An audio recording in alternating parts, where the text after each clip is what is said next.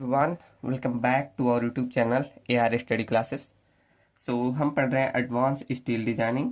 और previous lecture में हमने कवर किया था डिजाइन ऑफ बट जॉइंट, और आज हम स्टार्ट करेंगे design of fillet weld. Fillet weld, ठीक।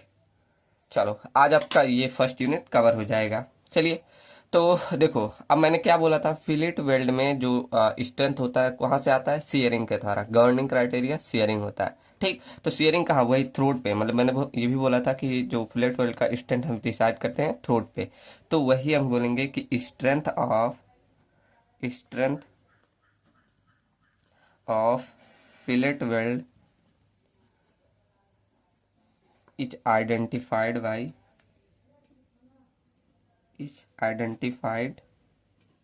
बाई किसके? सीयरिंग ऑफ थ्रोट सेक्शन, ठीक। Throat section of fillet weld का, ठीक। तो उसमें जो भी थ्रोट सेक्शन में जो सीयरिंग आएगा उसी के थ्रू हम बता देंगे कि उसका स्ट्रेंथ कितना है। जैसे ये हमारा प्लेट था और ये मान लो एक दूसरा प्लेट था, ठीक। अब इन दोनों को हम किसी ऐसे राइटिंग आइसोलेस ट्रायंगल पे से ज्वाइन कर रहे थे। तो ये जो थ्रॉट पे जो सीयर आएगा वही हमारा डिसाइड करेगा स्ट्रेंथ ऑफ फिलेट वेल्ड, ठीक। तो इसी आधार पे हमें डिजाइन करना है। उससे पहले हम कुछ चीजें सीखते हैं। पहला चीज, इसमें कुछ स्पेसिफिकेशन दी गई है, तो ऐसे हेडिंग डाल लो, कुछ स्पेसिफिकेशन है। अब उसका मतलब मैंने पहले भी बता दिया है, बस यहाँ थोड़ी लंबी लाइन में लिखा है। मैं दोनों स्पेस लिख दे रहा हूँ पहले पॉइंट, फिर अभी समझा दूंगा। टाइम अभी ज्यादा आज कवर करना है इसलिए, ठीक। चलो, चलिए, ये दो स्पेसिफिकेशन है। हालांकि ये पहला मतलब आप ऑलरेडी जानते हैं, मैंने पहले ही बता दिया था। देखो क्या है कि the largest right angle triangle that can B inscribed by found out. कैसे फाउंड आउट कर सकते हैं? मतलब यहाँ बोल क्या रहा है, पूरा लाइन पढ़ेंगे तब समझ में आएगा कि largest right angle triangle that can be find out inscribed is found out and for the normal fillet weld के लिए the size of fillet weld is taken as minimum leg length of the weld. मतलब यहाँ हमें निकालना है leg length के लिए, बता रहा है कि जब आपका नॉर्मली ये वाला जब इक्वल ट्रायंगल था, ऐसे ये 45 डिग्री 45 डिग्री, तो उसमें तो S1 और S2 ऐसे बराबर होता था, तो वहां तो आप वेल्ड साइज नॉर्मल ट्रायंगल के लिए निकाल लेंगे। लेकिन वही अगर मतलब जब ये राइट एंगल रहेगा तो उसके लिए निकाल लेंगे। लेकिन अगर कोई नॉर्मल रहेगा, जैसे कि जब एंगल नहीं इक्वल रहता था, मान लो ये एक और बना रहा हूं मैंने पीछे भी ये बताया था कि अगर ये है और मान लो इसका साइज S1 है और इसका S2, तो उसके लिए बोल रहा है कि जो मिनिमम लेग लेंथ रहेगा वही आपका वेल्ड साइज रहेगा। मतलब हमें लेग लेंथ के लिए क्या लेना है? लेग लेंथ के लिए minimum of S1 comma S2, इस तरह हमें स्पेसिफिकेशन में करके बोला है ज्ञात करने की, ठीक। तो यही पॉइंट बोला कि अगर राइट एंगल ट्रायंगल है तो वहां तो आप फाइंड कर लेंगे, लेकिन वही अगर नॉर्मल ऐसे ट्रायंगल है तो वहां पर क्या आपको दोनों में से जो मिनिमम लेंथ रहेगा वही आपको लेना है, ठीक। चलो, अब सेकंड ध्यान देना कि अगर आप डीप पेनिट्रेशन वेल्ड कर रहे हैं, मतलब आप इस रूट के बियॉन्ड कर दें, ठीक। तो where the depth of the penetration beyond the root, ठीक, वही करा, इसके बियॉन्ड कर दे। अगर वो कितना, मिनिमम से मिनिमम 2.4 होना चाहिए, इससे मतलब अगर कम हुआ तो नहीं लिया जाता। इतना अगर हो गया तो वहां आपको कितना लेना है weld size? Minimum leg length जो आपका है, जो मतलब S1 S2 है, प्लस में 2.4 जोड़ के, वो आपका डीप पेनिट्रेशन आ जाता है, ठीक। क्लियर है ना कि अगर आप बियॉन्ड द रूट के कर दे रहे हैं, अगर वो 2.4 से मतलब ज्यादा हो गया, मिनिमम इतना होना चाहिए, ठीक, इससे कम हो गया तो आप नहीं लेना। तो अगर इससे ज्यादा हुआ तब वो हमारा डीप पेनिट्रेशन में आ जाता है। वहां आप वेल्ड साइज कैलकुलेट करेंगे, जो लेग लेंथ आएगा मतलब S1 S2 जो आएगा, प्लस में 2.4 ऐड कर देना, वो आपका आएगा वेल्ड साइज, ठीक।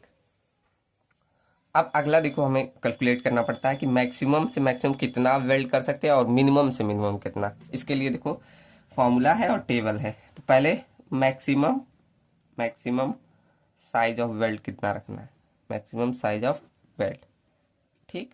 तो इसके लिए हम दो प्रकार का प्लेट लेंगे, एक अगर आपका स्क्वायर एजेस बने, एक अगर राउंड एज बने, तब कितना लेना है, ठीक। तो पहला हम देख रहे हैं कि अगर आपके स्क्वायर एजेस रहे, स्क्वायर एज पे करो, तब कितना लेना है, ठीक। मान लो जैसे एक प्लेट हुआ, ऐसे एक प्लेट हुआ, और ये का और ऐसे मान लो इसके ऊपर कर दूं क्या, यहाँ भी बन जाएगा स्क्वायर एज। देखो अब ये कौन सा एज बन रहा है, स्क्वायर एज। अब मान लो यही हमने प्लेट वेल्डिंग ऐसे कर दी, ऐसे हमने कर दी, ठीक। और ये मान लो इस प्लेट की थिकनेस T1 है और ये हमारा T2 है, ठीक। और यहाँ आपको देखना पड़ेगा कि कौन सा आपका ज़्यादा थिकर प्लेट है, तो हम मान ले रहे हैं चलो T2 हमारा ज़्यादा थिक है कंपेयर टू T1 के। आप कोई भी मान सकते हैं, इसको फार्मूला भी देखो। उसके बाद आपको अगर पूछे कि मैक्सिमम वेल्ड साइज क्या होगा, तो बस सिंपल फार्मूला है मैक्सिमम वेल्ड साइज। जो इसमें में से मतलब जो थिनर प्लेट रहेगा T1 और T2 में से, ठीक। ये ध्यान रखना है, ये क्राइटेरिया कि हमारा T2 थिकर है, T1 थिनर प्लेट है। तो जो इसमें से थिनर प्लेट है उसमें से बस आपको क्या कर देना है, T1 में से 1.5 mm माइनस कर देना, वो आपका आ जाएगा मैक्सिमम वेल्ड साइज, ठीक। यहाँ आप ऐसे लिख सकते हैं T1 आपका क्या है, थिकनेस ऑफ थिनर प्लेट, ठीक। तो ये आपका थिनर प्लेट की थिकनेस रहेगी, क्लियर है ना। स्क्वायर एजेस ऐसे जहां भी बने तो वहां अगर आपको वेल्ड साइज पूछ ले कितना रहेगा तो ऐसे निकाल देना, ठीक। चलो अब सेकंड अगर यही राउंड एज बने, सेकंड अगर राउंड एज बनता है, राउंड एज, तब वहां मैक्सिमम वेल्ड साइज कितनी रखनी है। अब राउंड एज कैसे बनेगा, मान लो कोई मैंने ऐसे एल सेक्शन दिया, ऐसे एल सेक्शन बना रहा हूं, चलो दिख नहीं रहा, चलिए। अब मान लो इसको मुझे किसी प्लेट से ऐसे कनेक्ट करना है, मान लो ये कोई प्लेट थी, अब इससे मुझे जोड़ना है, तो यहाँ हम मान लो यहाँ पर वेल्डिंग कर दे रहे हैं, ठीक। ऐसे राउंड एज पे, ये आपका राउंड एज ऐसे हम वेल्डिंग कर दिया, ठीक। ऐसे 3D में आप देखेंगे, ऐसा देखे होंगे प्लेट सब लोग एल सेक्शन देखे है ना। तो हमें यहाँ कितना रखना है, तो मान लो ये जो हम एल सेक्शन ले रहे हैं इसकी थिकनेस T मान ले रहे हैं, ठीक। दिख नहीं रहा आप लोग को, देखो ये मान लो T थिकनेस का मैंने ये जो कनेक्ट करे प्लेट उसकी थिकनेस T मान ली। तो यहाँ पर जो मैक्सिमम वेल्ड साइज होता है, मैक्सिमम वेल्ड साइज जो होता है वो 3/4 टाइम्स ऑफ जो थिकनेस ऑफ प्लेट लेंगे उसका, ठीक। वही आपका मैक्सिमम वेल्ड साइज हो जाएगा, ठीक। ये राउंड एज के लिए है। अब मिनिमम से मिनिमम कितना रखना है, यही दो कंडीशन बनते हैं इसमें। अब मिनिमम कितना रखना है, देखो हेडिंग डाल दो, minimum weld size of fillet weld,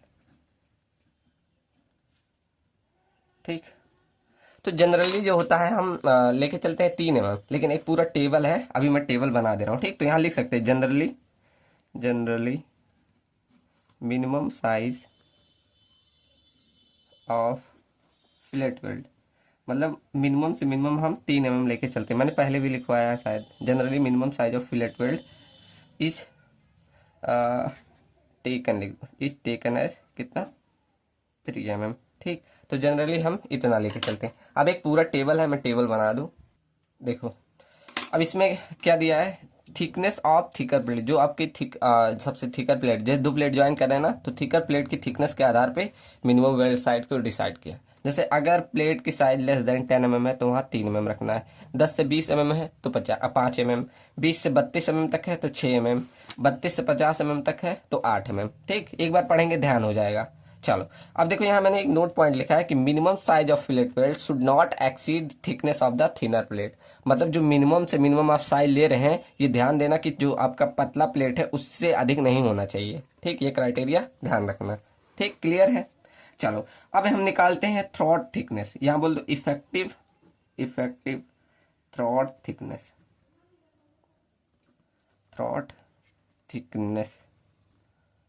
ठीक। जिसे TT से मैं डिनोट करता हूँ, ठीक। तो इसका सिंपल फॉर्मूला है क्या, TT इक्वल टू मतलब effective throat thickness equal to एक कांस्टेंट लेते हैं इसमें, जैसे K बोला जाता है, इनटू में S से मल्टीप्लाई कर देना। S क्या, जो वही वेल्ड साइज हम निकालते आ रहे हैं, ठीक। तो यहाँ S बराबर हमारा वेल्ड साइज है और K हमारा कांस्टेंट है जो कि डिपेंड करेगा हमारा अभी एंगल आप कितने मतलब एंगल पे ज्वाइंट कर रहे हैं। इसके लिए भी एक टेबल है, अभी मैं बना दे रहा हूँ। K आपका क्या है, एक कांस्टेंट है, ऐसे लिख दो पूरा, it is a constant depending upon angle between fusion faces, ठीक। तो कितने पे आप बना रहे हैं उस पे आपका ये डिपेंड करता है। चलो मैं टेबल बना दूं, चलो ये रहा आपका टेबल। इसमें देखो क्या लिखा है, एंगल बिटवीन फ्यूजन फेसेस, मतलब ऐसे दो प्लेट को ऐसे ज्वाइन करते हो ना, तो इनके बीच का एंगल कितना है। तो अगर ये 60 से 90, मान लो ऐसे ये एंगल ऐसे 90 डिग्री तक है, 60 से 90 डिग्री तक, तो वहां कांस्टेंट के की वैल्यू आपको कितनी लेके चलनी है, 0.70। उसके बाद एस तो आप निकाल ही लेंगे। उसके बाद 9, अगर 91 से 100 तक है तो 0.65, अगर 107 से लेकर 0.60 तक है तो मतलब 113 तक है तो 0.60, अगर वही 114 से लेकर 120 डिग्री तक है तो 0.50। यहाँ एक पॉइंट और लिख लेना कि अगर हम देख रहे हैं कि अगर हमें ज्वाइंट करना है तो रेंज कहाँ तक है, 60 से लेकर आप 120 डिग्री तक ज्वाइन कर सकते हैं, मतलब फेजेस को। तो यहाँ लिख लेना कि एंगल का रेंज का इतना है, angle between fusion faces, fusion faces lies in range of कितने, 60 से लेकर 120 डिग्री तक। अरे इससे कम करेंगे ना तो वो जो मटेरियल फिल कर रहे हैं तो वो फिल नहीं होता सही। जैसे मान लो ये ऐसे आप 60 से कम कर दिए ऐसे प्लेट को, तो यहाँ जब फिल करेंगे ना तो यहाँ ऐसे वाइट्स रह जाएंगे, तो उतना स्ट्रेंथ नहीं मिलता। और यही ज़्यादा कर दिए, ऐसे ज़्यादा कर दिए तो उतनी स्टेबिलिटी नहीं रह जाएगी, ठीक। तो इसलिए चलो, तो ये हमारा हो गया एंगल बिटवीन फ्यूजन से लाइज इन रेंज 160 डिग्री से 120, मतलब मिनिमम से आपको कितना रखना है, 60 डिग्री, और मैक्सिमम एंगल कितना, 120 डिग्री, इस रेंज में रखना। ओहो, चलो दिखा ना, ये हमें रखना है। क्लियर है ना। अब यहाँ एक नोट पॉइंट लिख लो कि अगर आपसे पूछ ले इफेक्टिव लेंथ निकालने के लिए, नोट में लिख लो इफेक्टिव लेंथ ऑफ वेल्ड निकालना हो, effective length of weld, length of weld, इसे हम एल इफेक्टिव से डिनोट कर दे रहे हैं। मतलब इफेक्टिव लेंथ कौन, इफेक्टिवली जो पार्टिसिपेट करता है। तो ओवरऑल जो आपका लेंथ आएगा, ओवरऑल जो लेंथ आएगा उसी में से बस 2 टाइम ऑफ एस से माइनस कर देना, वो आपका आ जाएगा इफेक्टिव लेंथ, ठीक। एस क्या होता है सबको मालूम है, एस हमारा वेल्ड साइज होता है, जो हम पीछे भी निकाले हैं, ठीक। और ये ध्यान रखना, ये जो वैल्यू आप निकाल रहे हैं ये 4 टाइम ऑफ एस से ज़्यादा नहीं होना चाहिए। ये इधर साइन रहेगा, it does not greater than 4 time of S, इससे ज़्यादा वैल्यू नहीं आनी चाहिए इफेक्टिव लेंथ की, ठीक। तो ये फॉर्मूला ध्यान रखना, दिख रहा है ना, चलो ये देख लेना, ठीक। चलिए अब 2 टर्म और सीखते हैं, उसके बाद डिजाइनिंग पे पड़ जाएंगे, ठीक। पहला एक टर्म और है कि minimum end return, minimum end return, ये क्या होता है। जैसे आप लोग कोई प्लेट लिए, ये मान लो एक प्लेट लिया मैंने, या मैंने वेल्डिंग की, अब मान लो यहीं तक वेल्डिंग किया ऐसे, ठीक, ऐसे यहीं तक वेल्डिंग किया, ठीक। तो आप देखेंगे जब इस पे लोड आएगा ना तो यहाँ ऐसे ये यहाँ स्ट्रेस कंसंट्रेशन देखने को मिलेगा, ठीक। और यहाँ फेल करने की संभावना होने लगेगी। तो हम क्या करते हैं, वेल्डिंग को थोड़ा सा आगे ऐसे बढ़ा के करते हैं, थोड़ा सा आगे बढ़ा के, कितना, ये हम करते हैं 2s तक, ठीक, 2s तक, ठीक। ये है जो हम एक्स्ट्रा वेल्डिंग कर रहे हैं, इसी को बोला जाता है मिनिमम एंड रिटर्न डिस्टेंस, ठीक। चलो, तो कितना रखना है, मिनिमम एंड रिटर्न डिस्टेंस कितना, 2 टाइम ऑफ एस, इतना होना चाहिए, ठीक। चलो अब यहाँ 2 पॉइंट और लिखो कि अगर हमेशा, मतलब जब भी आप ज्वाइनिंग कर रहे हैं फ्लैट वेल्ड की, तो लेंथ हमेशा विड्थ से ज़्यादा होना चाहिए, और विड्थ की वैल्यू कभी भी 16 टाइम ऑफ टी से ज़्यादा नहीं होना चाहिए, ठीक। तो यहाँ 2 पॉइंट ये लिख लो कि length should not be less then width, ठीक। तो ये कभी विड्थ से ज़्यादा नहीं, ये ऐसे लिख लो एक्स्ट्रा आप जो प्रोवाइड कर, एक्स्ट्रा वेल्ड, तो वही आपका कहलाता है मिनिमम एंड डिस्टेंस, है कि डिफिनेशन आप लोग लिख लेना कितना प्रोवाइड करना, ये हो गया ना। यहाँ मैंने एक पॉइंट लिखा है कि लेंथ कभी भी आपकी विड्थ से ज़्यादा नहीं होना चाहिए। और एक पॉइंट और नोट में लिखना चाहे तो नोट में से लिख लो, ठीक, नोट में ही लिख लो। और उसके बाद अगला पॉइंट लिखो कि आपकी विड्थ की जो वैल्यू है, width should not be greater than 16 time of T से। अब टी क्या है, यहाँ टी आपका थिकनेस ऑफ थिकर प्लेट होता है, थिकनेस ऑफ थिकर प्लेट, ठीक। तो इससे ज्यादा नहीं होना चाहिए। अच्छा, अगर हो गया तो हो जाता है तो यूनिफॉर्म स्ट्रेस का यूनिफॉर्म मतलब नॉन यूनिफॉर्मिटी स्ट्रेस देखने मिलता है। जैसे अगर मान लो यहाँ पर ये तो हमने बोला कि इतना होना चाहिए, लेकिन मान लो अगर केस बन गया कि बी की value greater than 16 time T आ गया, मतलब विड्थ की वैल्यू ज्यादा आ गया 16 टाइम से, तो इस केस में हमें क्या देखने को मिलता है, इन दिस केस हमें uniformity of stresses is not maintained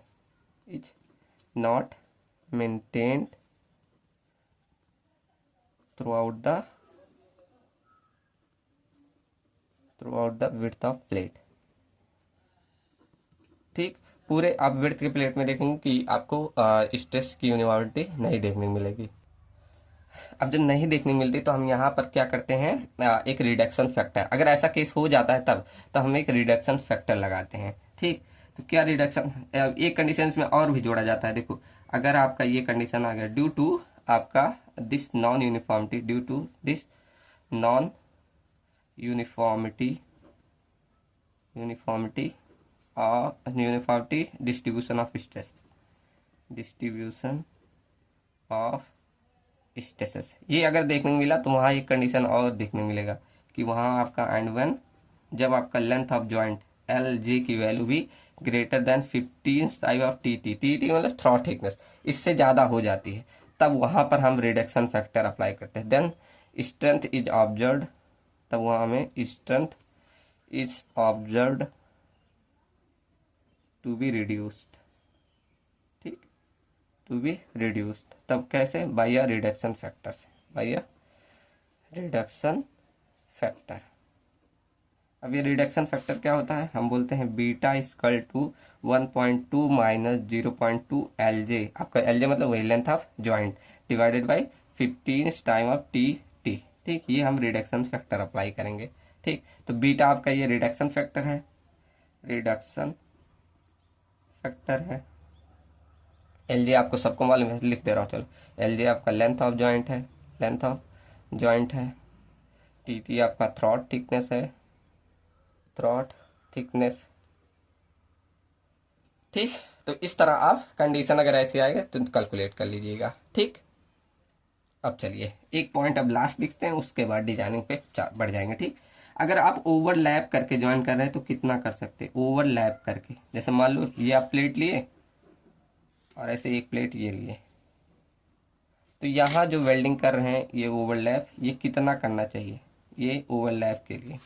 ठीक, तो ये ध्यान रखना है, इसकी वैल्यू 40 या और 40 mm, इनमें से जो मैक्सिमम होगा वही आपको लेके चलना है, इतना ओवरलैप करना है। ठीक, क्या मैंने बोला, it just not greater than कितना, 40 और 40 mm, इन दोनों से जो मैक्सिमम आएगा उतना ही आपको ओवरलैप कराना है। और यहाँ ध्यान है, टी आपका थिकनेस ऑफ थिकर प्लेट होता है, thickness of thicker plate, thicker plate.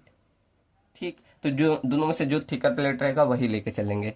अब एक बच्चा था, हम जब मैं पढ़ाई कर रहा था तो वहाँ बोला सर दोनों समान होगा, तब तो जो दोनों समान होगा तो एक की वैल्यू रख देना। ठीक, चलिए, तो यहाँ पर ये हमारा ओवरलैप का हो गया कि ये 40 या 40 mm से जो ज़्यादा है उतना हमें यहाँ ओवरलैप कराना है। ठीक, ये लिख दो यहाँ, ओवरलैप कितना कराना है, 40 और 40 mm, जो दोनों में से मैक्सिमम आ जाएगा उतना आपको ओवरलैप करा देना है। क्लियर है ना? चलिए अब बढ़ते हैं डिजाइनिंग पे।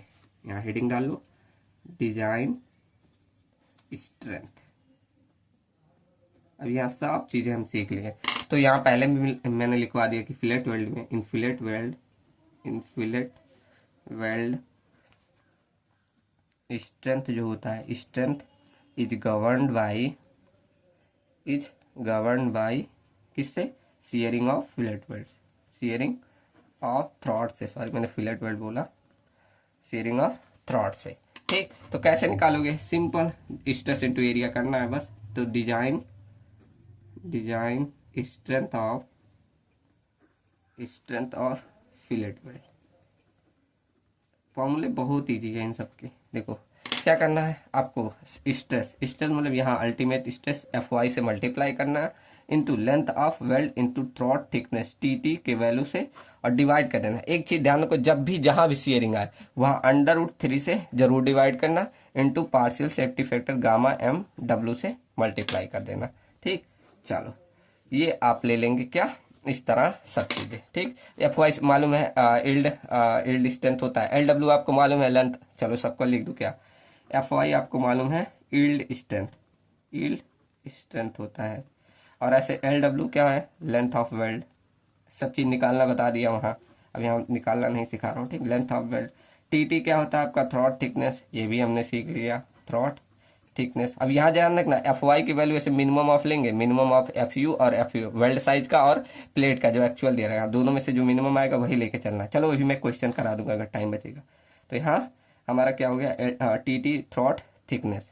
ठीक, और गामा एम डब्ल्यू क्या होता है आपका, पार्शियल सेफ्टी फैक्टर। अब ये भी ध्यान रखना कि आपका ये फील्ड में हो रहा है कि आपका वर्कशॉप में। ठीक, तो उस हिसाब से लेके चलना, पार्शियल सेफ्टी फैक्टर।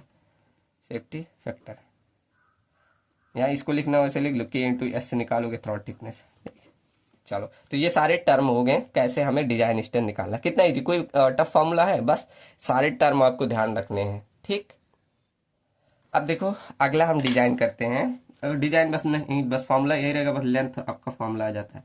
अगर आपका इंटरमीडिएट वेल्डिंग की गई हो तो design of intermediate fillet weld. अब इंटरमीडिएट का मतलब क्या होता है, जैसे ये आपने वेल्डिंग की ऐसे पूरा कॉन्टिन्यूसली, ये कॉन्टिन्यूस हो जाएगा, और इंटरमीडिएट का आपने ऐसे बीच बीच में छोड़ दिया, देखो ऐसे यहाँ फिर यहाँ फिर यहाँ, इसे बोला जाता है, इसको कॉन्टिन्यूस बोलोगे, कॉन्टिन्यूस फिलेट वेल्ड। और इसको बोला जाता है इंटरमीडिएट फिलेट वेल्ड। ठीक, इसको इस नाम से जाना जाता है। तो यहाँ पर आपको अगर डिस्टेंस निकालनी है, बस डिस्टेंस फॉर्मूला तो वही रहेगा, आपको जो डिस्टेंस की वैल्यू ध्यान रखनी है टेंशन और कंप्रेशन के केस में। देख लो, ये आपका मान लो ऐसे वेल्ड, आपका प्लेट था, आपने ऐसे वेल्डिंग की। ठीक, ऐसे मान लो यहाँ भी किया, ऐसे यहाँ किया। ठीक, तो यहाँ पर जो साइज होती है दो चीज ली जाती है, टेंशन में और कंप्रेशन में। ठीक, तो यहाँ पर आपका does not greater than 16T और 200 mm। ठीक, इन दोनों में से जो मिनिमम आएगा वो आपको लेना है लेंथ। किसमें, ये भी ध्यान रखना, ये हम केस लेते हैं टेंशन के केस में।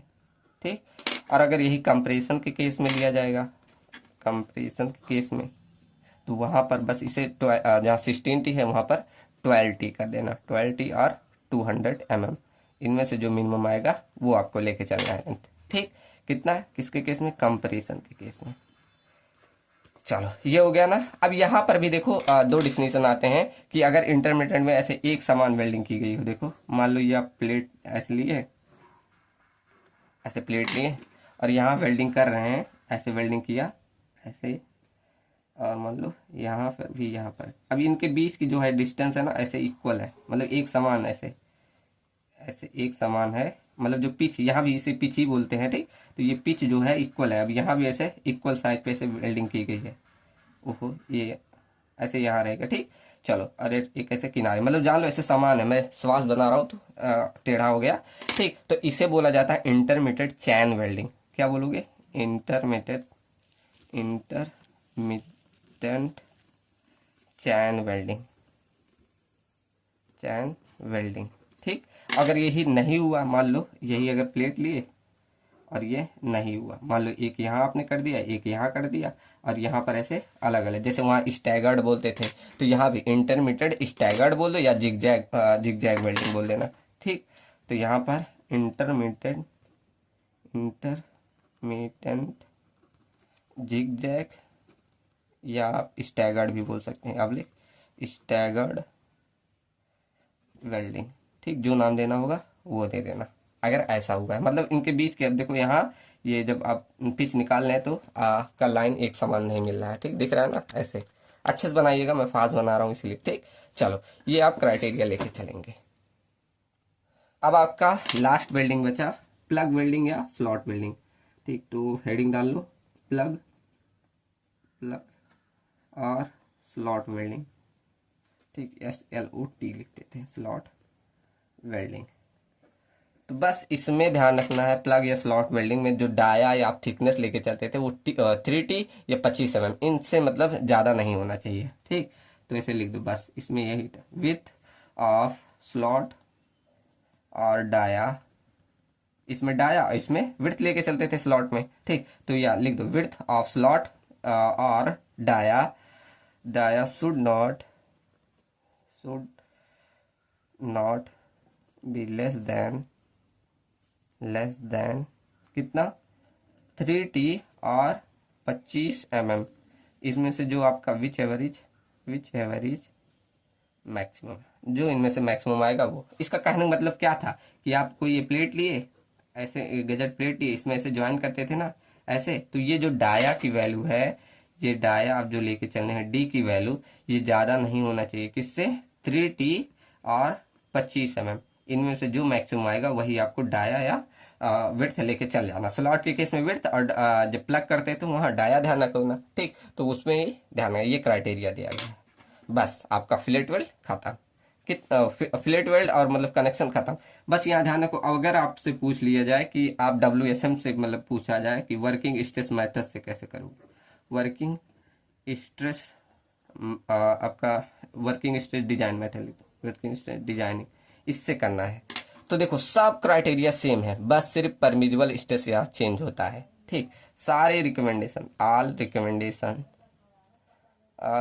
Recommendation are same. अब मैं WSM बोला ही नहीं है, आर रिकमेंडेशन आर सेम। बस यहाँ क्या, जैसे आपका LSM है, मतलब are recommendation are same as LSM, केवल आपका only permissible stresses are change, permissible stresses are changed. ठीक, बस आपका परमिजिबल स्ट्रेसेस चेंज होगा, क्या होगा, सिग्मा परमिजिबल की वैल्यू जो होगी वो 0.40 ऑफ FY के हो जाएगा। ठीक, चलिए यहाँ आपका जितना सिलेबस का था वो तो खत्म होता है। अब मैं एक एक्स्ट्रा टॉपिक पढ़ा रहा हूँ, अगर वो आता होगा, हम जब पढ़ते थे तो आता था। ठीक, आपके सिलेबस में मेंशन नहीं है लेकिन मैं पढ़ा रहा हूँ, अगर आएगा तो अच्छी बात। ये गेट उट में आप गेट की तैयारी कर रहे होंगे तो वहां पर भी ये काफी मतलब जान लो, नंबर 1 क्वेश्चन तो आता ही आता है। ठीक, उससे चलो, उससे पहले मैं मतलब एक चीज लिखा दूं, ये मतलब थ्योरी में पूछ ली जाती है कि क्या क्या रीजन है कि वेल्ड जॉइंट हम यूज करें। ठीक, reasons for using welded joint. उसके बाद मैं लिखा दे रहा हूँ इसेंट्रिसिटी वाला। ठीक, चलो ये 5 थ्योरी है, मैं 5 पॉइंट लिखा रहा हूँ, ये थ्योरी अभी समझ में आ जाएगा, लिख दो पहले। चलो ये सारे पॉइंट है, हालांकि सबको पता है क्या है, मैंने जब भी पढ़ाते गया ये सारे पॉइंट बोलते भी गया। ठीक, चलो क्या कहता है कि पहला पॉइंट बोल रहे हैं कि इट प्रोवाइड मोर इफिशियंसी, ज्यादा 100% बताया था ना, तो ये प्रोवाइड करता है। Second, the speed of fabrication and erection is applicable, मतलब इसमें जो स्पीड होता है फैब्रिकेशन का और इरेक्शन का काफी ज्यादा होता है, अच्छे से हो जाता है कंपेयर टू आप बोल्टेड रिवेटेड। देखो बोल्टेड में क्या, आप होल बनाओ तब अगर कर रहे हैं तब उसमें लगाएंगे, इसमें डायरेक्ट ले गए मशीन आप पूरा इलेक्ट्रिक वाला, तो वैसे डायरेक्ट आप वेल्डेड रॉड ले गए डायरेक्ट कर दिए। ठीक, तो उतना इसमें दिक्कत नहीं होता। Third, welding save weight and hence cut cost, मतलब इसमें कोई आपका उतना ज्यादा कटिंग फटिंग नहीं करना पड़ता, तो यही करा, वेट को सेव करता है और कट कॉस्ट को भी सेव करता है। Connecting steel plate are reduced and eliminated, वही लिख रहा है, जो कनेक्टिंग कॉस्ट है उसको रिड्यूस कर दे रहा है, उसको कोई डिडक्शन यहाँ आ सकता नहीं है, वही होल होल का। तो इसमें ग्रॉस सेक्शन इफेक्टली जो कैरी करते हैं लोड, मतलब पूरा ग्रॉस सेक्शन ही लोड को कैरी करते हैं। ठीक, इसमें कोई आपको होल होल बनाने की जरूरत ही नहीं पड़ती। और ये weld joint are better for impact load and vibration के लिए। ठीक, तो मतलब अब क्या बोलते हो, वेल्ड जॉइंट हमारा किसके, इम्पैक्ट लोड और वाइब्रेशन, आप बोल सकते हैं अल्टरनेटिव लोड के लिए भी ये सुटेबल होते हैं। ठीक, तो इस तरह आपके ये 5 पॉइंट आप और भी लिख सकते हैं, जैसे इनका कैलकुलेशन काफी इजी हुआ, देखो कितना इजी है। आप देखे थे उसका बोल्टेड डिविडेड में कितने बड़े बड़े फार्मूले आए, इसमें कितना सिंपल है, स्ट्रेस इनटू एरिया करो और फैक्टर ऑफ सेफ्टी से डिवाइड कर दो बस। ठीक, चलिए तो यहाँ खत्म होता है आपके सिलेबस के अकॉर्डिंग। अब बढ़ते हैं इसेंट्रिक लोडेड कनेक्शन। अब यहाँ से अगर आपको रेस्ट लेना है तो 2 मिनट लेक्चर छोड़ के तब आकर पढ़िएगा, क्योंकि यहाँ थोड़ा ध्यान दीजिएगा। ठीक, क्या इसेंट्रिक कनेक्शन यूजिंग वेल्डिंग। ठीक, अब इसके केस में भी 2 case plus 1 case but joint का आ जाता है, तो तीनों केस में करा दे रहा हूं। ठीक, तो केस नंबर फर्स्ट वही, जब आपका लोड प्लेन वही रहे जिसमें डायरेक्ट और टॉर्जन ये 2 मोमेंट लगते हैं, जैसे आपका उसमें बोल्ट या रिवेटेड में हुआ था, सेम ऐसे भी इसमें भी क्या कि पहला केस हम लेते हैं कि अगर आपका फिलेट वेल्ड सब्जेक्टेड टू इसमें भी वही direct load F D and torsional moment, वही हमें कैलकुलेट करना है, कोई दूसरा नहीं कैलकुलेट करना। टॉर्जनल मोमेंट 2 चीज कैलकुलेट करना है, मतलब हमें एफ डी और एफ टी कैलकुलेट करना है। ठीक, चलो उसके लिए मैं क्या बना दूं, पहले एक प्लेट बना दूं। मैं एक गजट प्लेट बना रहा हूं, ये मान लो आपका गजट प्लेट है। ठीक, आपका ये गजट प्लेट है। अब जितना अच्छा इसमें फिगर बनाओगे वो उतने अच्छे क्लियर आता है, इसलिए स्केल से बना रहा हूं। मान लो ऐसे कुछ है, देखना। अब इसको किसी प्लेट से ऐसे कनेक्ट करा रहा हूं, ये मान लो ऐसे कोई प्लेट है, इसको यहीं कनेक्ट करा दिया। ठीक, अब यहाँ वेल्डिंग कर दे रहा हूं, इतने पार्ट में वेल्डिंग करना है मुझे। चलो कर दिया वेल्डिंग। अब मैं स्लो बताऊंगा, भले लेक्चर थोड़ा लॉन्ग हो जाएगा ये, क्योंकि सबको समझ नहीं आता। ठीक, तो ये मैंने वेल्डिंग कर दी। ठीक, क्लियर है ना यहाँ तक। अब इन सब की लेंथ मान लो, लेंथ चलो इस पेन से मान लो ये जितना वेल्ड किया उसका बी ये विड्थ है, और ये इतना डेप्थ डी है। ठीक, क्लियर। चलिए अब मानो इसका सेंटर पॉइंट बी और डी का आधा पॉइंट कहाँ पाएगा, एकदम सेंटर वाला पॉइंट, ये b/2 में बना रहा हूं। ठीक, ये इतना डिस्टेंस b/2 है। ठीक, इसके आधे से, और ये मान लो d/2 यहां से जा रहा है, सबका आधा पॉइंट, ये तो यहां जा रहा है। ठीक, अब जो ये वेल्डिंग किए हैं, मान लो इसका सीजी हम मान ले रहे हैं, अब वेल्डिंग का सीजी अलग आएगा। ठीक, तो सीजी मान ले रहा हूँ कुछ डिस्टेंस एक्स बार पे, ऐसे थोड़ी से यहाँ डिस्टेंस पे मैं मान ले रहा हूँ एक्स बार इतने पे आ रहा है। अब सब चीजें जो बोलता जा रहा हूँ ध्यान देना। ठीक, ये मान लो इतना डिस्टेंस एक्स बार पे इसका सीजी है, सीजी। ठीक, क्लियर है ना। अब सीजी से ही आपका लोड लगता है, जैसे मान लो ये आप लोड लगाएं पी, तो यहाँ सीजी से लेके ही हम इसेंट्रिसिटी लेते हैं ई की वैल्यू ना, तो ये हमारी इसेंट्रिसिटी ई हो गई। तो यहाँ लोड से यहाँ ध्यान रखिए, ये वैल्यू कितना है एक्स बार मतलब वही सीजी। ठीक, क्लियर है यहाँ तक। अब यहाँ सारा ये दिखा दो कि ये वाली वैल्यू कितना हो जाएगा, आधा, ये इसका आधा d/2, इसका आधा d/2। ठीक, अब यहाँ इमेज ध्यान देना, और ये हमने माना b/2, यहाँ से यहाँ तक b/2 है, और ये यहाँ से यहाँ तक ये b/2 है। ठीक, क्लियर है यहाँ तक। चलो अब देखो, अब हम पहला टर्म निकालते हैं कि आपका डायरेक्ट लोड। अब बताओ डायरेक्ट लोड कैसे, जब ऐसे लग रहा है तो यही वोल्ट पे ऐसे डायरेक्ट, चलो ये मैं वेल्ड को ऐसे बाहर निकाल के लाऊं, ऐसे वेल्ड को मैं बाहर निकाल के ला रहा हूं। ठीक, ये मैंने जो वेल्डिंग की है, ऐसे थोड़ी थिकनेस में यहाँ थिकनेस दिखा दे रहा हूँ, ऐसे मान के चलना, ये ऐसे थिकनेस का है वेल्डिंग। ठीक, जो सारा वेल्डिंग किया हूँ इसे निकाल लाया, ये यहाँ ऐसे इतनी थिकनेस की थी,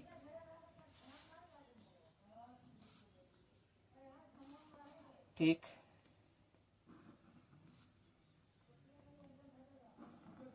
दिख रहा है इमेज। ओहो देखो, ऐसे कुछ जो मैंने वेल्डिंग की उसको बाहर ले आ रहा हूँ स्टडी करने के लिए। ओके, चलो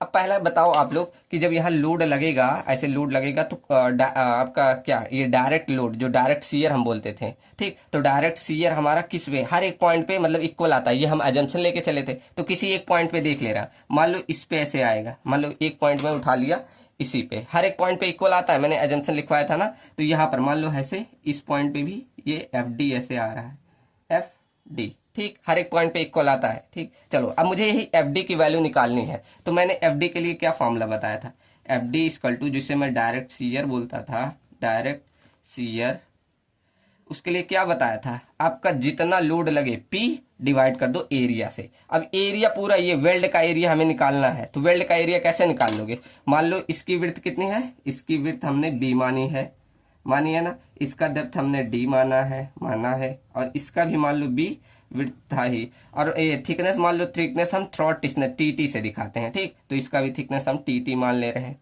अब इसका एरिया अगर ज्ञात करना है कर लोगे, कर लेंगे। कैसे? पूरा जितना वेल्ड का एरिया निकालना है निकाल लोगे ना। देखो पहले इसका निकाल लो, यहाँ मैं दिखा दूं फॉर्मूला, यहाँ नीचे आएगा नहीं ये, तो इसे direct shear F D equal to हम निकाल लेंगे लोड डिवाइडेड बाई ये एरिया। बताओ अब ये रेक्टेंगल सा दिख रहा है ना, तो डी इंटू थ्रॉट थिकनेस कर दूं, डी इंटू टी टी, तो ये इतने का एरिया आ गया। अब ये इन दोनों का, तो प्लस में अब इन दोनों का निकालो, तो इन दोनों का कैसे, ये भी बी इंटू टी टी और ये भी बी इंटू टी टी ही रहेगा। तो क्या 2 times of B into T T लिख दूं, ये आपका एरिया आ गया। किसको दिक्कत है डायरेक्ट सीएन निकालने में? नहीं हुआ होगा, ठीक। ये आप लिख सकते हैं, ये आपका टोटल एरिया आया, टोटल एरिया। बहुत लोग को ये डाउट आ जाता है कैसे आया कैसे नहीं, देखो एक एक टर्म बता रहा हूं पूरा, ठीक। तो इस तरह हम क्या निकाल लेंगे, डायरेक्ट सीएन। अब हमारा आता है टॉर्जनल मोमेंट, ठीक। तो टॉर्जनल मोमेंट के लिए पहले टॉर्जन इक्वेशन याद कर लो, क्या, टी अपॉन जे, उसके बाद क्या था, tau upon R equal to G theta upon L, पीछे भी मैंने लिखवाया। तो यहां से हम टॉर्जन सीयर की वैल्यू, टॉ की वैल्यू निकालते हैं। तो टॉ इक्वल टू क्या हो जाएगा, T upon J into R. ये टॉर्जन के द्वारा जो सीयर आया वो हम निकाल लिए, ठीक।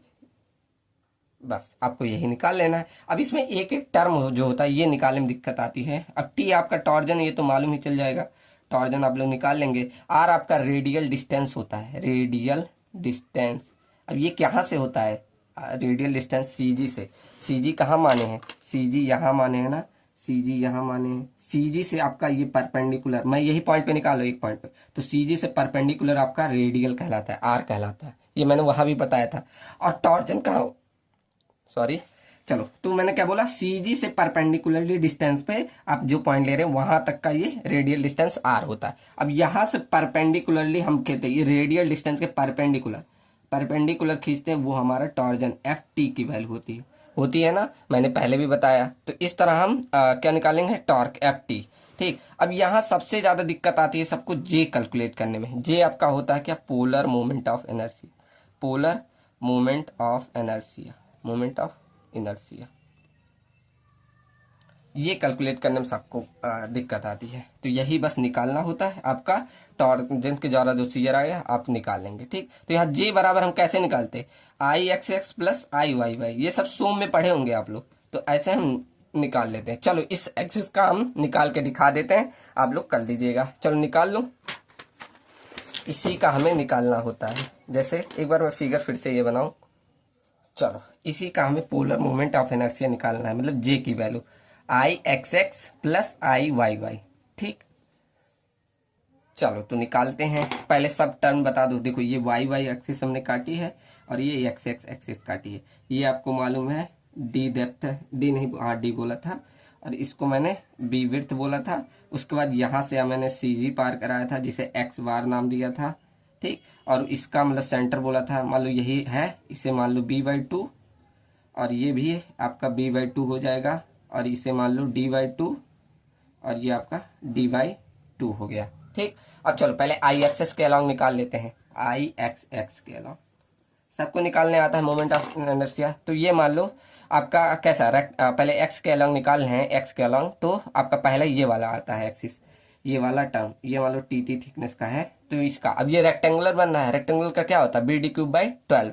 तो बी इसका विड्थ कितना है, विड्थ देखो कितना है, ये टी टी थिकनेस, तो टी टी इंटू अब डेप्थ कितना है, बी डी क्यूब, अब डेप्थ कितना है, ये डी है, तो मतलब डी का क्यूब डिवाइडेड बाई 12, ठीक। प्लस में अब आगे बढ़ो, आगे बढ़े तो ये वाला आया, ये वाला। अब यहाँ देखो ये एक्सिस काटे है, तो एक्सिस की ये कौन सा आ रहा है, पैरेलल आया, तो यहाँ पर पैरेलल एक्सिस थ्योरम लगेगा। पैरेलल एक्सिस थ्योरम क्या होता है, जैसे कोई लिए आई वाई बराबर आई एक्स एक्स प्लस में एरिया इंटू रेडियल डिस्टेंस का स्क्वायर, यही तो होता है पैरेलल एक्सिस थ्योरम, याद है सबको। तो यहाँ पर पहले इसका निकाला होगा, उसके बाद इसका एरिया इंटू रेडियल डिस्टेंस कितना है उसका स्क्वायर करना पड़ेगा, ठीक। क्लियर है ना। चलो तो इसका मोमेंट ऑफ इनर्शिया निकालो, कितना हो गया ऊपर वाले का, तो ये होगा वही बी डी क्यूब बाई 12। तो विड्थ इसकी कितनी है, विड्थ इसकी बी है, और डेप्थ इसकी कितनी है, डेप्थ इसकी टी टी है, तो टी टी का क्यूब डिवाइडेड बाई 12, ध्यान देना जो बोल रहा हूँ, प्लस में अब इसका एरिया, एरिया बताओ कितना हो जाएगा, ये आपका टोटल बी है इंटू में और टी टी हो जाएगा, और रेडियल डिस्टेंस कितना है, रेडियल डिस्टेंस इस एक्सिस से यहाँ तक डी बाई टू है, ठीक। डी बाई टू का स्क्वायर कर दो, ये आपका आ जाएगा आई एक्स एस के लॉन्ग, ठीक। चलो अब निकाल लो, तो ये आपका आ गया T T into D cube divide by 12 plus, अब ये देखो टी टी आपका जो थ्रॉट थिकनेस है बहुत कम होता है, तो ये जब बहुत कम कोई वैल्यू 0.002 है, अब उसका स्क्वायर उसका क्यूब करोगे तो बहुत छोटा आ जाएगा, तो इसलिए हम इसको इग्नोर कर देते हैं, मतलब हटा देते हैं, ठीक, नेग्लेक्ट कर दे रहे हैं ऐसे बोल दो, ठीक। चलो, तो डायरेक्ट आपका ऐसा फॉर्मूला हो जाएगा बी इंटू टी टी और इंटू में डी बाई 2 का होल स्क्वायर, ठीक। ये आपका मोमेंट ऑफ एनर्जी आ गया अबाउट एक्स एक्स एक्सिस, ठीक। सबको निकालने आता होगा। अब चलो ऐसे आई वाई निकाल ले रहे हैं, आई वाई वाई के अलॉन्ग। अब आई वाई वाई के अलॉन्ग देखो, इस हमने एक्स एक्स एक्सिस के अलॉन्ग निकाल लिया ना, अब हम वाई वाई के अलॉन्ग देख रहे हैं। चलो निकालो, तो पहले इसका निकाल दें, इसका देखो। अब ये यहाँ भी देखो पैरेलल एक्सिस थ्योरम लग रहा है कि नहीं, ये वाई वाई एक्सिस है और यहाँ पर ये वाला हमारा जो हम निकाल ले जिसका ये वाला है, तो यहाँ भी पैरेलल एक्सिस लगाना होगा, मतलब पहले इसका मोमेंट ऑफ इनर्शिया कितना होगा, बी डी क्यूब बाई 12, यहाँ बी कितना है, टी टी आपका बी है, टी टी इंटू डेप्थ कितना है, ये वाला डेप्थ है, ठीक। सॉरी ओहो, आई वाई वाई के अलॉन्ग निकाल रहे हैं ना, तो आई वाई वाई के अलॉन्ग निकाल तो विड्थ हमारा यही रहेगा, डी रहेगा, ठीक। और थिकनेस हमारा ये रहेगा टी टी का क्यूब, ये हो जाएगा, ठीक, डिवाइड बाई 12 प्लस में अब क्या लेंगे एरिया, अब इसका एरिया क्या हो जाएगा, डी इंटू टी टी, ये इसका एरिया आ गया डी इंटू टी टी, ये रेक्टेंगल है ना, तो डी इंटू टी टी ये आपका एरिया हो गया। और उसमें हम डिवाइड करेंगे, सॉरी मल्टीप्लाई करेंगे रेडियल डिस्टेंस आर का। अब रेडियल डिस्टेंस कितना है, बी बाई 2, तो बी बाई 2 का क्या हो गया स्क्वायर, तो ये हमारा पहला निकल गया। अब दूसरा निकालो प्लस में इन दोनों का, अब आई वाई का अलॉन्ग निकालो, इसका और इसका। अब यहाँ भी देखो पैरेलल एक्सिस लगेगा कि नहीं, देखो ये आपकी एक्सिस है, इससे कुछ डिस्टेंस पे है। अब न्यूट्रल एक्सिस कहाँ, यहाँ पर है, यहाँ से लेके तो कुछ डिस्टेंस पे है, ये वाला देखो हम सीजी से लेके चलते हैं ना, तो ये वाली कुछ डिस्टेंस है, कितनी है ये वाला डिस्टेंस, क्लियर है कि नहीं, इसमें सबको थोड़ा फिगर आपको समझना चाहिए, ठीक। तो ये वाला डिस्टेंस कितना था, ये हमारा बी बाई 2 था, बी बाई 2 में से एक्स बार घटा दो, मतलब ये आ जाएगा बी बाई 2 माइनस एक्स बार, इतना आ जाएगा ये डिस्टेंस, ठीक। तो यहाँ से हमें लेना है सीजी से, ठीक। तो करो, अब ये हम पहला निकाल ले रहे हैं ऊपर वाला, ठीक। तो यहाँ ऊपर वाला निकालो इसकी थिकनेस, तो मतलब टी टी इंटू, अब बिर्थ क्या इसका B, T T into B का क्यूब डिवाइड बाई 12 प्लस में इसका एरिया ले लो, एरिया कितना हो जाएगा वही बी टी टी कर लो या टी टी इंटू बी कर लो। उसके बाद आपका रेडियल डिस्टेंस कितना हो जाएगा, अब रेडियल डिस्टेंस देखो ये रहेगा, radial distance B by 2 minus में एक्स बार का स्क्वायर, ठीक। अब यही टर्म सेम यहाँ इसके लिए भी एप्लीकेबल है, तो यहाँ 2 कर दो बस, ठीक। अब यहाँ देखो ये टी टी का क्यूब है, तो इसको हटा दो, बचा ये बचा और ये वाला पूरा वैल्यू बचा, बस आई वाई आपका इतना आ जाएगा, आई वाई वाई कितना आ जाएगा, D into T T into B by 2 का होल स्क्वायर प्लस में 2 into T T B cube by 12 plus में T T into B bracket में B minus 2 minus X bar का होल स्क्वायर, ठीक। अगर आपको मोमेंट ऑफ इनर्शिया निकालने आता होगा तो सब टर्म समझ में आए होंगे, ठीक। मैं डायरेक्ट बस फॉर्मूला मुझे याद है उसी से मैंने बता दिया, ठीक। तो इस तरह आप निकाल लेंगे क्या, टॉर्जन मोमेंट और डायरेक्ट शियर, ठीक। अब आता है बात रिजल्टेंट की निकालने, एफ आर की वैल्यू, एफ आर की वैल्यू तो क्या लेते हैं अंडर रूट में जो आपने पहला निकाला एफ डी प्लस में एफ टी प्लस में 2 times of F D into F T और उसमें कॉस थीटा, यही मल्टीप्लाई करके हम रिजल्टेंट निकाल लेते हैं, ठीक। क्लियर है ना, ओहो यहाँ छोड़ दिया स्क्वायर रहता है, ये स्क्वायर वाला टर्म छोड़ दिया, ठीक। अब ये भी ध्यान रखिए यहाँ एक केस लिया जाता है कि ये value less than equal to होना चाहिए F Y divided by under root 3 into gamma W से, सीयर वैल्यू से कम होनी चाहिए, ठीक, लेस देन इक्वल टू होना चाहिए, ये केस लिया जाता है, ठीक। चलो, तो यहाँ हमने पहला केस खत्म कर लिया। अब बढ़ते हैं केस नंबर सेकंड, जब हमारा परपेंडिकुलर आता है तो बेंडिंग आती है, ठीक। तो केस नंबर सेकंड देखो, केस सेकंड क्या ले रहे हैं कि फिलेट वेल्ड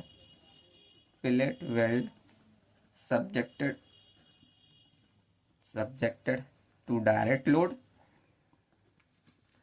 अब यहाँ टर्म बदल जाएंगे कुछ थोड़ा सा और इसमें बेंडिंग मोमेंट आए। देखो इसके केस में हमें 3D डायग्राम बनाना पड़ता है क्योंकि परपेंडिकुलर लोड दिखाना रहता है। देखो ऐसे मैं 3D बना रहा हूँ, ये मान लो 3D इमेज बनी है, अच्छे से बनाइएगा आप लोग, ठीक। अब यहाँ पर हम क्या कर रहे हैं, वही फिलेट वेल्डिंग कर रहे हैं, ऐसे मान लो ये आपका है। ठीक, चलो मान लेना ऐसे बना है। अब यहाँ मुझे वेल्डिंग कर दी, मान लो ऐसे कर दिया। ठीक, तो अब यहाँ पर आप लोड लगा रहे हैं, यहाँ से इसकी इसेंट्रिसिटी मान लो ई है, पी लोड लगाया और इसेंट्रिसिटी ई है। अब यहाँ मुझे कैलकुलेट करना वही डायरेक्ट लोड और बेंडिंग मोमेंट। ठीक, तो सिंपल है, इसमें डायरेक्ट लोड को देखो दूसरे टर्म से डिनोट करते हैं क्यू से। ठीक, तो यहाँ क्यू इक्वल टू क्या होता है, वही direct load divide by area of weld. अब यहाँ एरिया ऑफ वेल्ड ध्यान देना ऐसा कुछ है, यहाँ एरिया, ये हम पीछे वाला डायग्राम दिखा रहा हूँ, तो ऐसे कुछ वेल्डिंग की जाती है, ऐसे कुछ। ठीक, तो एरिया ऑफ वेल्डिंग यहाँ कुछ इतना रहेगा। अब ये मान लो हमें डी तब तक वेल्डिंग की है और इसकी थिकनेस मान लो टी टी तक की है, इसका भी वही रहेगा डी इंटू टी टी। तो एरिया निकाल लोगे क्या, 2 times of D into T T कर दो, बस ऐसे निकाल लेते हैं हम क्या, डायरेक्ट सीयर। ठीक, क्लियर है, किसी को दिक्कत? चलिए हम इतनी बार सीख चुके हैं, अब इसमें क्या दिक्कत होगा। ठीक, चलो अब सेकंड हम निकालते हैं क्या, बेंडिंग मोमेंट। अब बेंडिंग मोमेंट के लिए आपको बेंडिंग मोमेंट इक्वेशन याद होना चाहिए, क्या, एम अपान आई, चलिए M upon I equal to sigma upon Y equal to E upon R, यही होता है ना। तो यहाँ से हमें बेंडिंग मोमेंट सिग्मा बी ले लेना है। ठीक, कैसे, M upon I equal to sigma upon Y, तो यहाँ पे सिग्मा को हम सिग्मा बी बोल देते हैं, इसको एम वाई अपान आई बोल देना। ठीक, तो यहां से हमारा निकल जाएगा बेंडिंग मोमेंट। अब यहां से m कैसे निकालोगे, मोमेंट इक्वल टू क्या होता है, p इंटू ई, यहां से मोमेंट निकाल लेना। और y क्या होता है आपका सी जी तक का डिस्टेंस, तो सी जी इसका क्या हो जाएगा, y आपका हो जाएगा डी वाई, मतलब न्यूट्रल एक्सिस से डिस्टेंस आपकी होती है, तो इसको बोल देते हैं डी वाई 2। ठीक, और I क्या होता है, I हमारा मोमेंट ऑफ इनर्शिया होता है, तो इसका अगर निकालना हुआ तो क्या, ये आयताकार ही है, तो I निकाल लेंगे ना, क्या, बी डी क्यूब बाई 12, तो B इसका कितना है, टी टी है, और D क्या हो जाएगा, डी क्यूब बाई 12। डायरेक्ट आप सिग्मा बी का पूरा फॉर्मूला रखना चाहे तो ऐसे निकाल सकते, सब वैल्यू रख दो, क्या, P इंटू ई और ये divided by D by 2 divide by T T into में टी क्यूब बाई 12, पूरा कैलकुलेट करके बता दिया। इस तरह आप बेंडिंग मोमेंट निकाल लेना, निकाल लोगे, कोई दिक्कत, इस ये तो सबसे इजी है। ठीक, चलिए अब यहाँ ध्यान देना, यहाँ रिजल्टेंट का थोड़ा फॉर्मूला अलग होता है, एफ आर की वैल्यू जो निकलती है वो अंडर रूट में, अब जो यहाँ एफ वाई निकाला आपने, एफ वाई बी, इसे एफ सिग्मा बी जिसे बोल रहे हो, इसे एफ वाई बी भी बोला जाता है, मतलब एफ बी भी बोला जाता है। ठीक, तो यहाँ एफ बी का स्क्वायर प्लस में जो यहाँ क्यू निकाला, इसका 3 टाइम्स ऑफ क्यू का स्क्वायर, ये आपका रिजल्टेंट होता है। ठीक, अंडर रूट में इस तरह आप रिजल्टेंट निकालेंगे। ठीक, चलो ये समझ में आया ना, एफ बी हम इसी बेंडिंग स्ट्रेस को बोल दे रहे हैं, एफ बी लिख दो, एफ बी हम बेंडिंग स्ट्रेसेस को बोल रहे हैं, और यहाँ क्यू को हम डायरेक्ट सीयर को बोल रहे हैं। ठीक, चलो ये आपका केस नंबर सेकंड था। केस नंबर सेकंड तो बहुत इजी है, कोई टफ था नहीं। चलो केस नंबर थर्ड बढ़ते हैं कि अगर आपका बट ज्वाइंट हो, उसमें डायरेक्ट लोड और सीयर आए तब, तो लिखो case number third. Case third क्या, अगर यही सारा जो चीज है वो बट वेल्ड पे आ जाए, butt weld subjected to direct load and bending moment. ठीक, डायरेक्ट लोड और बेंडिंग मोमेंट। अब मुझे बट ज्वाइंट निकालना है। मान लो ये आपका 3D में दिखा रहा हूँ, देखो ये आपका कोई ज्वाइंट था, वो रेक्टेंगुलर बनाना, चलो ये है ऐसे, ये इसमें बना दो। मान लो अब यहाँ ज्वाइंट करो, बट में क्या करते हैं, पूरी सरफेस को ऐसे ज्वाइंट करते हैं, ऐसे ऐसे पूरी सरफेस को ऐसे, देखो ये टेढ़ा बन गया, मतलब ऐसे पूरी सरफेस को हम ज्वाइन करते हैं। मतलब इसका एरिया ऐसे मान लो ये डी है, और इसका जितना मतलब थिकनेस तक की ये है, इसको मान लो टी है, ऐसे मान लो ये डी और ये टी, तो इसका पूरा एरिया ये हो जाएगा। अब यहाँ डायरेक्ट लोड आपको निकालना हुआ, मतलब डायरेक्ट सीयर जिसे मैंने क्यू से डिनोट किया, इसको निकालना है। तो जितना लोड यहाँ आएगा, लोड पी और यहाँ कुछ इसेंट्रिसिटी रहेगी ई, तो लोड जितना लगाएंगे पी डिवाइडेड बाई ये एरिया कितना हो जाएगा, डी इंटू टी। तो इस तरह आप बट जॉइंट के केस में निकालेंगे, सिंपल। ठीक, और ऐसे आपको मोमेंट निकालना है, मतलब सिग्मा बी या एफ बी बोल दो, एफ बी निकालना है, तो सब चीजें सेम रहेगी, बस यहाँ मोमेंट ऑफ इनर्शिया चेंज हो जाएगा। मतलब एम की वैल्यू पी इंटू ई ही आएगी, उसके बाद क्या वाई था, वाई हमारा डी वाई 2 ही रहेगा, और क्या था उसके बाद नीचे हमारा मोमेंट ऑफ इनर्शिया था। अब इस रेक्टेंगल का निकाल लो, बस इसका कितना हो जाएगा, बी डी क्यूब बाई 12 होता है, तो बी कितना है, यहाँ पर टी टी है। और देखो ये मैंने गलत बोल दिया, ये ऐसे बी बोला जाएगा और इसकी कुछ थिकनेस रखी जाती है ऐसे, ठीक। तो यहाँ पर मतलब थिकनेस टी ऐसे थिकनेस तक किया जाता है, मैंने गलत बोल दिया था ये। तो ये बी डी क्यूब हो जाएगा ऐसे, ठीक, बी डी क्यूब बाई 12 हो जाएगा, ठीक। चलो, तो ये इस तरह हम निकालेंगे क्या, किसको, अरे बेंडिंग मोमेंट को, ठीक।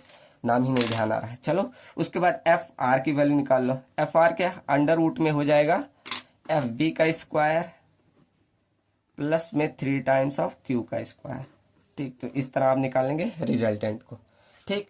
यहाँ आपका पहला यूनिट पूरा कवर होता है।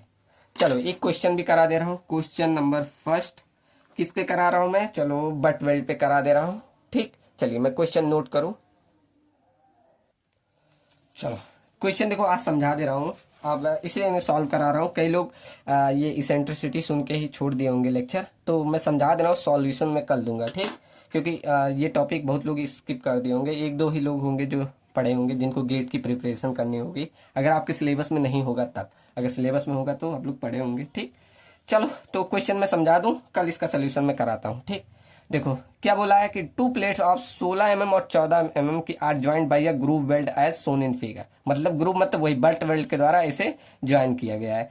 तो ज्वाइंट में जो टेंसाइल फोर्स आ रहा है वो 430 किलो न्यूटन का आ रहा है, ठीक।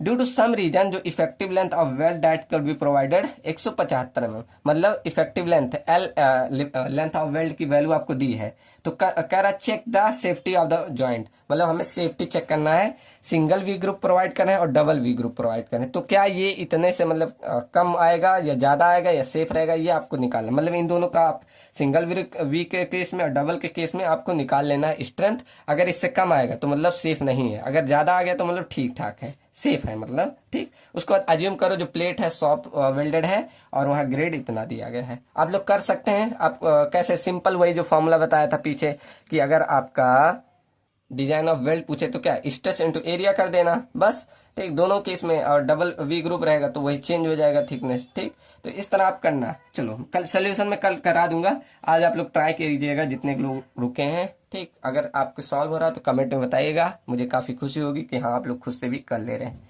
ठीक। चलिए, तो मिलते हैं कल इसके सोल्यूशन के साथ। हाँ, रीजन यही है, मतलब कराया नहीं कि यहाँ तक रुके नहीं होंगे, ठीक, इसीलिए नहीं करा रहा हूँ, नहीं तो करा देता आज ही। चलो, मिलते हैं नेक्स्ट वीडियो में। Thank you and thanks for watching.